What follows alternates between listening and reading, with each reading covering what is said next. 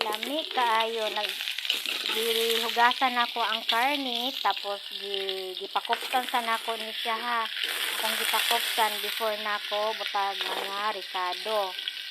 So karon nag brown na siya, pero pa kupsan pa gyud nako siya taman para medyo lami-lami pud siya gamay.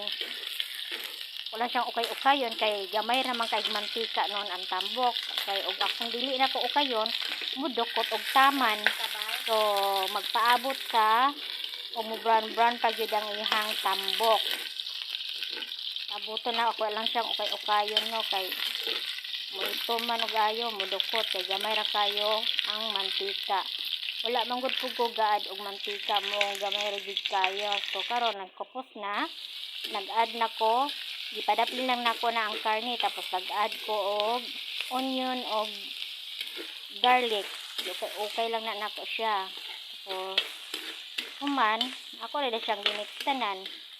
Mix lang na nako siya, mix tapos tama na isambog na akong karne. Na brown naman siya tanan, mix na nako apil ang mga garlic og ang sibuyas.